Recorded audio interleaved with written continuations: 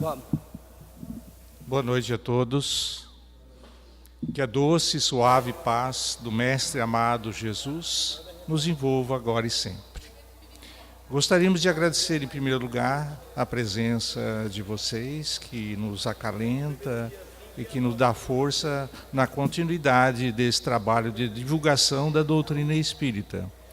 Gostaríamos de agradecer também a maneira gentil, carinhosa que sempre somos recebidos nesta casa. E agradecer ao Domingos pela música de abertura, pela Daniela, pela leitura, pela preparação do ambiente para que todos nós tenhamos uma noite de paz, de serenidade, de equilíbrio, onde possa acalentar os nossos corações. Jesus estava na Galileia, reunido com alguns dos seus discípulos. Entre eles estavam discutindo uma ideia, um pensamento até então um tanto, vamos dizer, apimentado. Eles estavam condenando a riqueza. E nós sabemos que Jesus aproveitou todas as oportunidades para nos orientar, nos esclarecer, nos ensinar. Cada passo, cada olhar, cada palavra, cada gesto de Jesus era uma forma de repassar entusiasmo, vida, amor, conhecimento. E ali eles estavam discutindo sobre a condenação da riqueza. Tadeu, por exemplo, queria impor a entrega dos bens aos mais necessitados. Ou seja, a divisão dos bens que as pessoas mais ricas tinham para aqueles que não tinham. Filipe defendia que ninguém poderia ter 2 camisas, no caso dos homens, e 2 vestidos no lugar de mulheres. E Levi dizia para eles: e quando o pobre, muitas vezes, nos surgem somente na aparência? Como assim? Como o pobre somente na aparência? E Levi disse: conheço homens abastados que choram, que esperneiam na coletoria de Cafarnaum, quando são cobrados os seus impostos.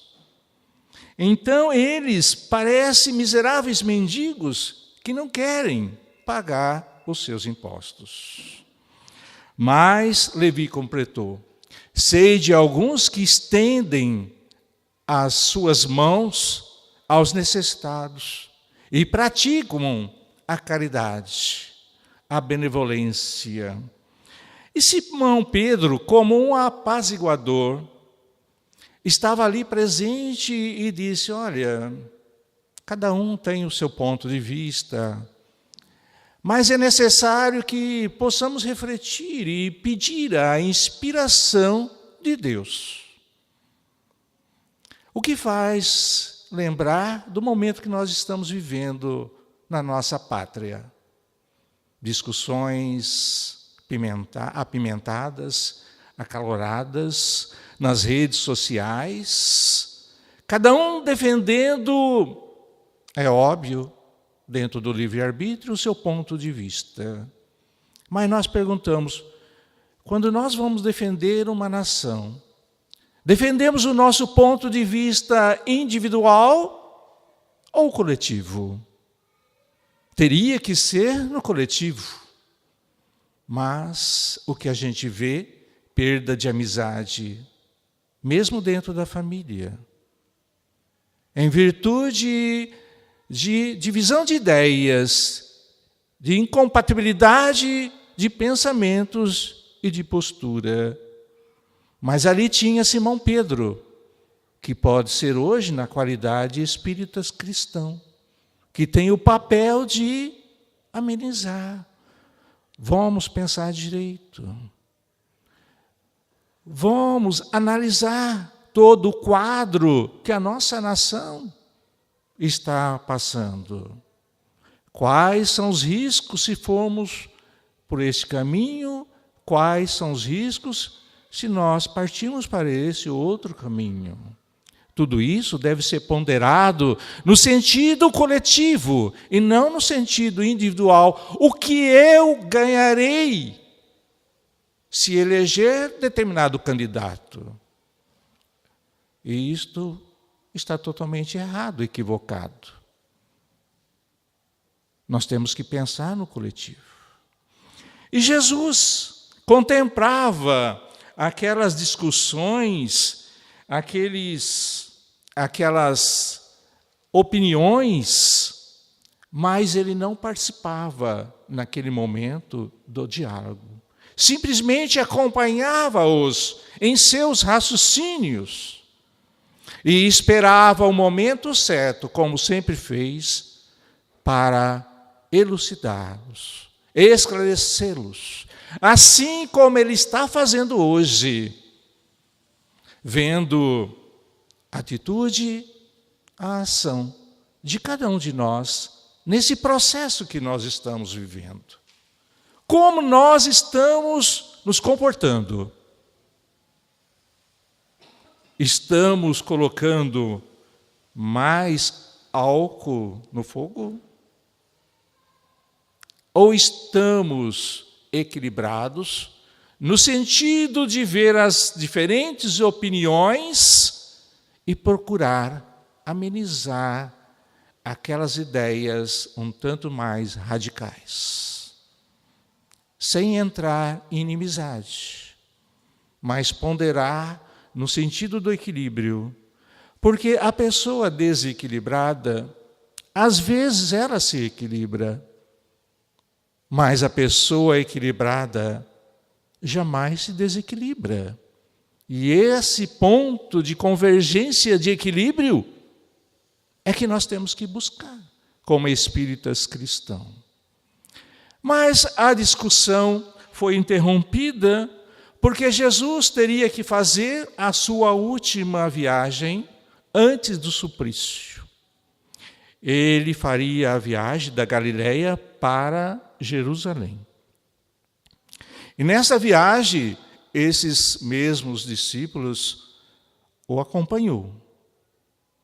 E ele, Jesus, passando por Jericó, uma cidade que havia um certo progresso em implantações, no comércio. E o povo de Jericó, sabendo que Jesus passaria por ali, já tendo o seu nome configurado como um homem do bem, como espírito puro, como um espírito que veio trazer o amor à humanidade, toda a população de Jericó foi encontrar Jesus. No caminho ficou aquela multidão de pessoas. E havia um homem chamado Zaqueu, um publicano que era cobrador de impostos. E era visto pela maioria das pessoas, nós não podemos generalizar em qualquer situação, mas ele era visto pela maioria como um homem não do bem, mas alguém que cobrava impostos e ficava rico com aquele tempo existia, hoje não tem mais, com o processo de corrupção. Então ele não era muito bem visto, mas era visto dessa forma. Mas será que Zaqueu era tudo isto? Lembrando que Jesus nunca julgou alguém, jamais condenou, mas encaminhou a todos. Mas o povo julgava Zaqueu como um homem não muito bem visto. Não por todos, mas pela maioria. Mas Zaqueu queria ver Jesus. E por que Zaqueu queria ver Jesus? Porque ele ficara sabendo que Jesus era uma pessoa do bem, uma pessoa boa, uma pessoa que poderia mudar a sua vida. Então ele tinha uma estatura pequena. E diante da multidão, seria impossível ele ver Jesus. E ele subiu numa figueira. Uma figueira onde ali ele se colocou no seu improvisado, seu improvisado aparato de observação à distância, e ficou esperando. E Jesus, no meio daquele povo, com seus discípulos, avista Zaqueu. Chega até próximo dele e diz: Zaqueu, chamou pelo nome, Zaqueu, desça dessa árvore, que eu preciso alojar em sua casa, eu preciso pernoitar, eu preciso dormir na sua casa, e preciso estar contigo. O que nós lembramos quando nós fazemos o Evangelho no lar. Quando nós fazemos o Evangelho no lar, nós estamos convidando os benfeitores, amigos espirituais, anjos guardiões, a estarem conosco, abrindo portas e janelas aos benfeitores espirituais. Abrindo as portas e janelas a Jesus. Porque no Evangelho do lar, é o momento que nós falamos dos seus ensinamentos, dos ensinamentos da doutrina que o acompanham, os ensinamentos de Jesus. É importante o Evangelho no lar, para que Jesus possa pernoitar na nossa casa e estar conosco. Então, Jesus aproxima-se de Zaqueu quando ele desce da árvore, e Zaqueu sente magnetizado por aquelas vibrações de amor. Imagina nós a possibilidade naquele tempo de estar próximo de Jesus. A sua simples presença perto de alguém era um motivo de cura, de restabelecimento da saúde física e espiritual. Lembram da mulher que sofria de hemorragia há 12 anos ou mais. Ela pensou consigo: se eu tocar em suas vestes, eu ficarei curada. A fé, a vontade, que é a tradução do nosso querer diante de algum propósito. Quando eu tenho vontade, eu vou longe, mesmo cansado. Mas se eu não tiver vontade, eu não vou a lugar nenhum, mesmo descansado. Então, a vontade é a tradução do nosso querer diante de algum propósito.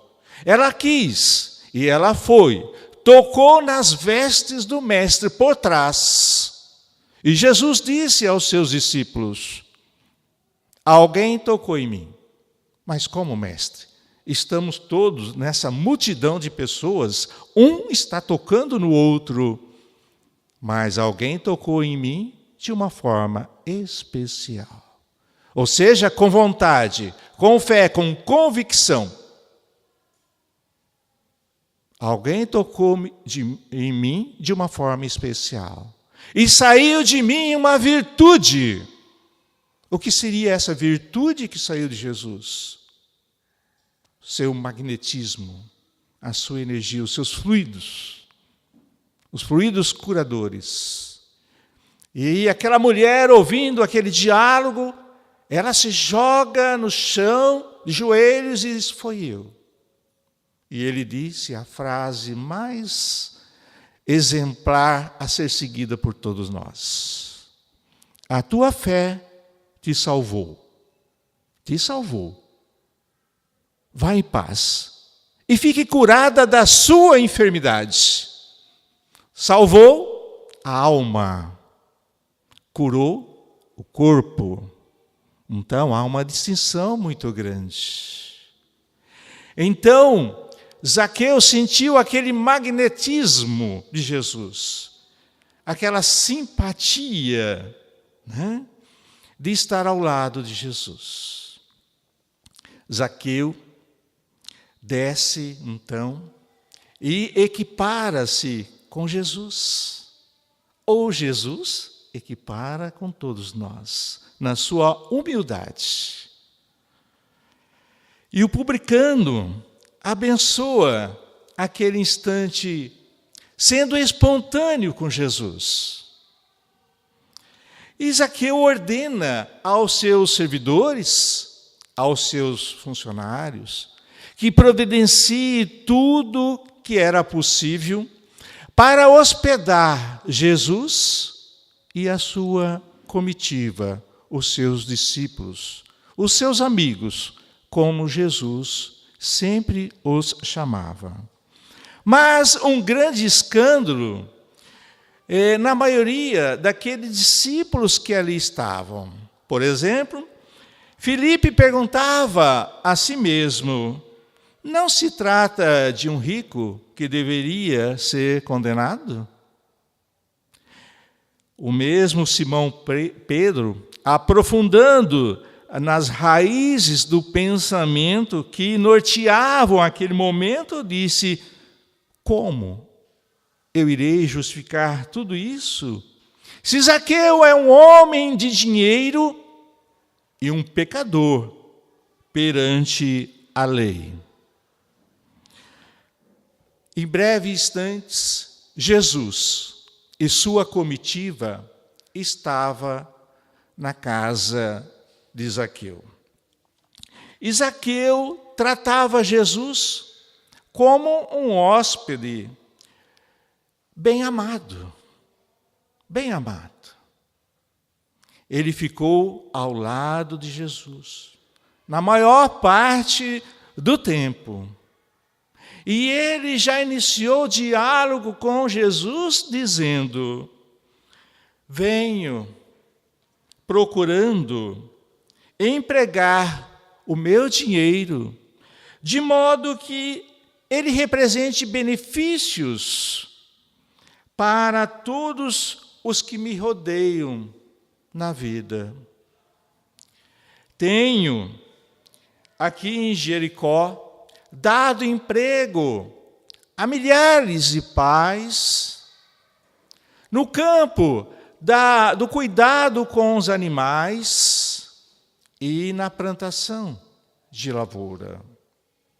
Inclusive, muitos de Jerusalém têm vindo até aqui para buscar o seu sustento, o emprego, a dignidade de um homem para sustentar a sua família. E Jesus disse a Zaqueu naquele instante: abençoado seja o teu esforço, disse o mestre com muita bondade. Pela primeira vez, alguém não criticou, alguém não julgou as atitudes de Zaqueu. Pelo contrário, ele estimulou Zaqueu para o abençoado serviço que ele estava realizando, que era o de dar emprego e a dignidade para aquele povo. Com alegria, Zaqueu levantou, estendendo os braços, e abraçou fortemente Jesus. Como um gesto de gratidão por aquelas pequenas palavras, mas que para ele representava muito. representava muito. E ele disse: Senhor, Senhor, tão profunda é a minha alegria que eu repartirei hoje mesmo metade da minha fortuna com os necessitados. E se eu prejudiquei alguém, eu restituirei em 4 vezes mais, que era uma regra na época do Velho Testamento. Quando alguém cometia algum equívoco de retirar algo que pertencia a outra pessoa, teria que devolver, restituir 5 vezes, ou seja, 1 mais 4 vezes. Então, Zaqueu se compromete a Jesus. E Jesus disse a ele, embora Jesus não pediu nada, Jesus não pediu esta atitude, essa mudança para Zaqueu, nem houve necessidade. Ele mesmo se comprometeu perante a sua própria consciência, que fora, neste momento, despertada para a realidade da vida. Jesus disse a Zaqueu: bem-aventurados és tu, que agora contemplas em tua casa a verdadeira salvação. Alguns discípulos, em particular Filipe e Simão Pedro, não conseguiam ocultar suas deduções desagradáveis. É o que a gente vê muitas vezes pelas redes sociais de hoje ainda. As pessoas não conseguem assimilar que as redes sociais foram feitas para aproximar as pessoas, para aproximar parente que está distante. Mas querem discutir, muitas vezes, políticas, e que nós estamos tão distantes desse meio, quando nós poderíamos discutir o que nós podemos fazer para melhorar o país. Ah, mas eu não tenho esse poder todo. Tem. Cada um tem o seu poder para administrar a sua vida.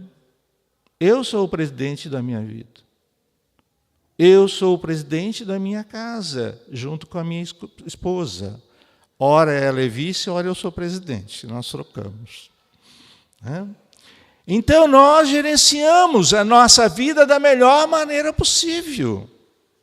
E é assim que a humanidade, que a população do Brasil tem que fazer.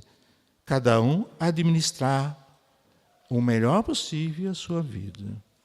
Então, eles não conseguiram ocultar as deduções desagradáveis, Filipe e Simão Pedro, a respeito dessa afabilidade, dessa doçura, que Jesus estava realizando com Zaqueu. Aí nessa conversação, nessa visita de Jesus, Zaqueu se ausentou por alguns instantes. O que ele foi fazer? Ele foi buscar os seus 2 filhos para conhecer Jesus. É o que nós temos que fazer no Evangelho no lar. Principalmente quando nós temos crianças pequenas, falarmos dentro do Evangelho de Deus, nosso Pai, de Jesus, os bons costumes, mas não é só falar, é preciso exemplificar. Uma senhora médium, trabalhos práticos, ela tinha a mediunidade de psicofonia, ou seja, retransmitia a comunicação dos espíritos para que o doutrinador pudesse orientar essas entidades, esses irmãos que vêm às reuniões mediúnicas para fazer a caridade conosco, dizendo: olha, eu estou assim assado porque agi assim no mundo, quando vivo. Então, eles vêm fazer a caridade para conosco. E essa senhora, ela ficou grávida. E no 3º mês de gravidez, se ausentou dos trabalhos. É óbvio. Foi para casa e teve o seu bebê. Depois de 3 meses que o bebê havia nascido, ela voltou aos trabalhos para poder dar continuidade aos seus afazeres no campo da caridade, no trabalho mediúnico. Então, ela teve a oportunidade, no final da reunião, perguntar ao seu guia espiritual qual era o momento exato dela começar a evangelizar o seu filho. O seu guia espiritual, orientador espiritual, perguntou. É óbvio que ele sabia. Quantos meses tem o seu filho? 3 meses. Então, já perdera 12 meses. É preciso começar a evangelizar a criança desde o momento que você tem conhecimento que está grávida. E é papel do pai também.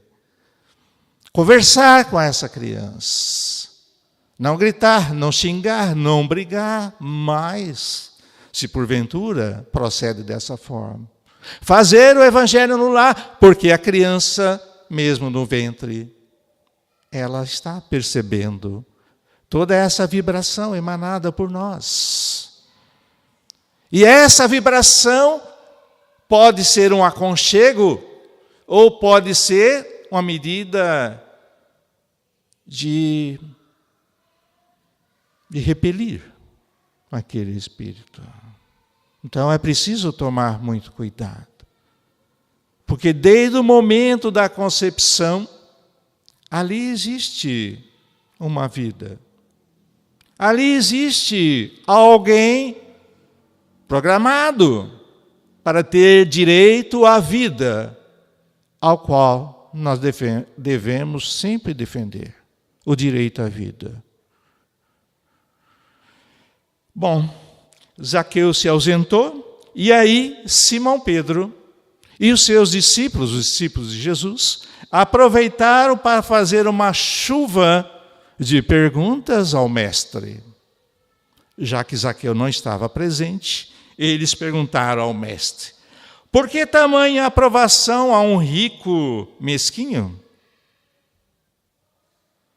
E Jesus, ouvindo primeiro, ou seja, seguindo a orientação que a Daniela fez aqui, saber ouvir.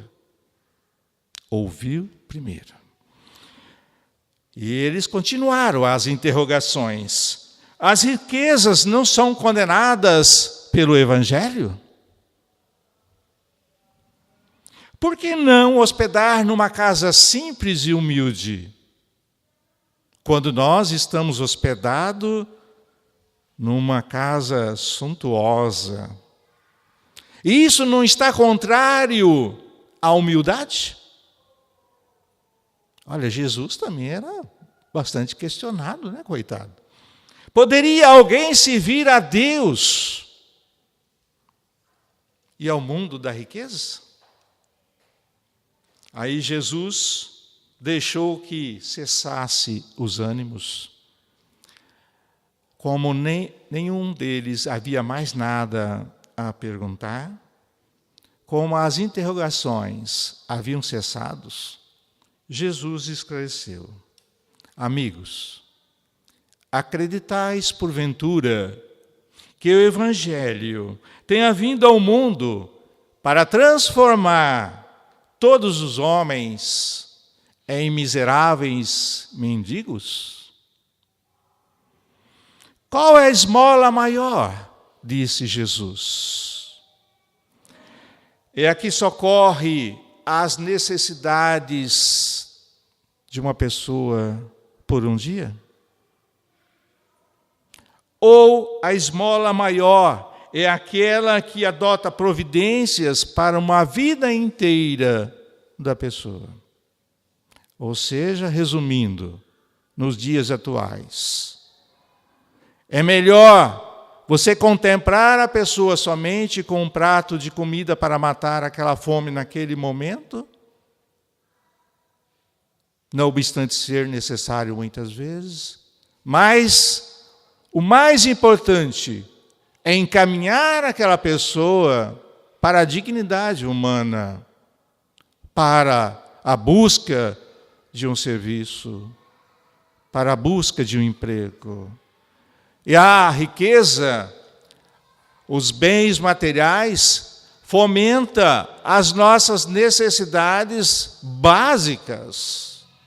Se não houvesse as riquezas materiais, não haveria, por certo, farmácias, supermercados, laboratórios, não haveria veículos para facilitar transportes. No Evangelho está bem claro. Se nós pegarmos todos os bens da terra e converter-se em dinheiro, portanto, nós ficaríamos, para não ficar desnudo totalmente, ficaríamos com a roupa do corpo, somente. Não teríamos mais nada em nosso nome e mais nada que pudéssemos utilizar, nem mesmo um papel, uma caneta. E tudo isso fosse convertido em dinheiro e repartido em partes iguais, cada um receberia um exemplo. Não é uma conta de matemática fixa, mas só o exemplo. Se cada um ficasse com R$100 para começar a vida novamente, logo, alguém estaria pobre e alguém estaria rico. Esta riqueza é condenável? Não, não é condenável. Quando ela é empregada para o bem da coletividade e não para o bem somente pessoal e particular. Por que essa divisão não seria adequada? Porque aquele que não sabe ou não conseguiu ainda administrar as riquezas, perderá, vai perder em breve espaço de tempo. E aquele que sabe administrar, fará com que haja a produtividade, haja a riqueza material necessária para que as pessoas possam ter conforto em sua vida material, que é necessária. Portanto, tanto a pobreza como a riqueza poderão ser provas, mas também poderão ser expiações. Depende o uso que nós fizermos da riqueza e também da pobreza. Ah, mas a pobreza não tem nem o que fazer. Tem. Muitos partem para meios ilícitos para sair da pobreza. Não concordando, muitas vezes, com a escolha que fez.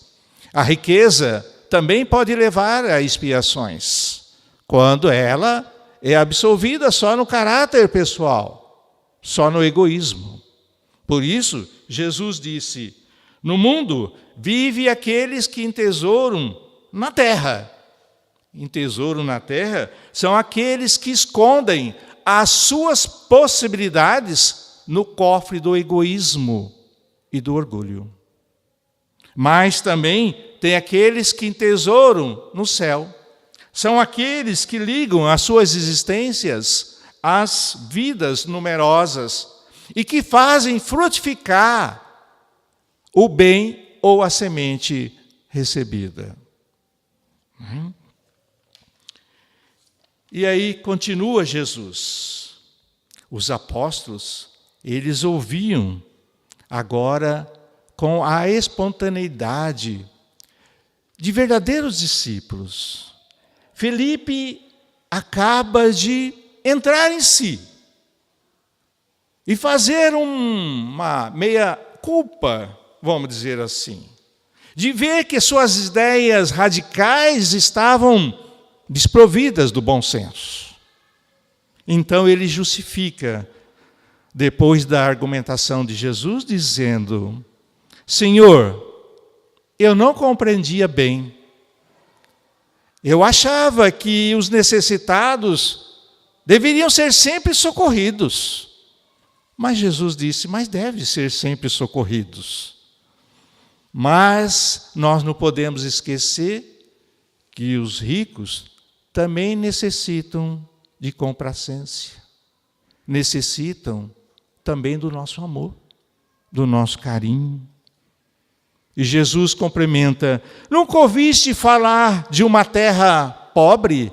Nunca ouviste falar de uma árvore pobre? Nunca ouviste falar de animais desamparados?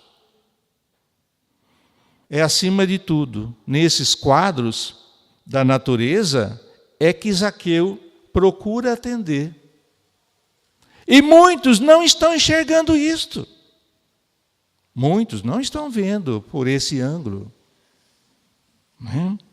E Jesus complementa ainda os seus discípulos com as devidas explicações.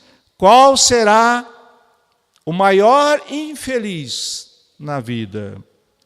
O mendigo sem responsabilidade? Ou o pai que carrega os seus filhinhos no colo a pedir um pão para matar a fome dos seus filhos? Ou seja, qual é o mais infeliz? O mendigo que aceita e não se esforça para nada. Aquele que, do jeito que a vida vai, ele vai também e toca e não procura ouvir, não procura mudar. O mendigo, que nós dizemos, não é só material, mas o emocional também. Ou aquele que busca ajuda. Jesus estava caminhando com seus discípulos por uma estrada onde havia chovido bastante. Aliás, estava chovendo até um pouco. Não consta dos evangelhos, mas conta com uma história de reflexão para que possamos verificar até que ponto nós estamos procedendo ao meditar a respeito dessa pequena história. Ele estava caminhando e havia uma carroça naquele tempo. Uma carroça atolada no barro. E o homem estava no barranco, pedindo: Deus, me ajude a sair desse lamaçal. E Jesus passou a largo. Os discípulos ficaram espantados. Mas logo na frente havia uma outra carroça atolada. E o homem estava colocando madeira embaixo da roda, fazendo de tudo, empurrando e ao mesmo tempo orando. Jesus disse: vamos ajudá-lo.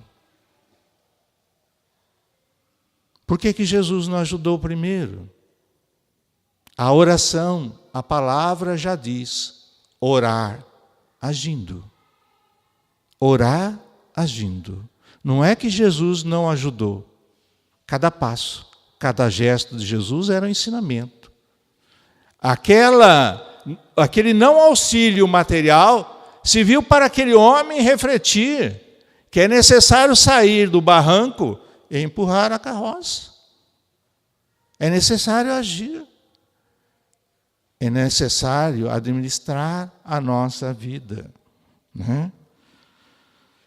E aí André, que não havia se posicionado ainda, ele observava com grande brilhos, inclusive lágrimas nos olhos, aquelas palavras de Jesus. E Jesus complementa, agora olhando para os olhos de André: sim, amigos, vocês têm razão. Ditosos são aqueles que repartirem os seus bens com os pobres. Eles são ditosos, porque eles repartem os bens com os pobres necessitados. É válido. Mas bem-aventurados são aqueles que consagram as possibilidades no movimento da vida, Ou sejam, aqueles que dão a oportunidade da vida continuar através do trabalho de cada um, do esforço de cada um, do ganha-pão material de cada pessoa, de cada um. Esse diálogo, ele terminou ali, e Zaqueu apresentou os seus 2 filhos a Jesus e mandou servir um jantar, uma ceia, para toda a comitiva, que agora estavam mais serenos. Os discípulos estavam mais serenos e compreensíveis. Não estavam mais com ideias fixas, partidárias ou racistas na amizade e na compreensão. Foi então que Jesus contou a parábola dos talentos, que nós recomendamos aqui a todos aqueles que tiverem a curiosidade, que a busquem no capítulo 16 do Evangelho segundo o Espiritismo, que traduz exatamente aquilo que nós acabamos de falar. Toda essa nossa fala está baseada no capítulo 23 do livro Boa Nova, de Humberto de Campos e Chico Xavier. O Servo Bom é o título do capítulo. E o capítulo 16 do Evangelho segundo o Espiritismo. Não se pode servir a Deus e a Mamão. E para fixar somente um conceito, se porventura perdemos os conceitos aqui já elaborados, nós podemos dizer sem sombra de dúvida que quando Jesus entrou na casa de Zaqueu, ele passou a habitar o seu coração. Então, quando Jesus entrar no nosso lar, se ainda não entrou, ele habitará o nosso coração. Que Jesus nos abençoe a todos. Muita paz.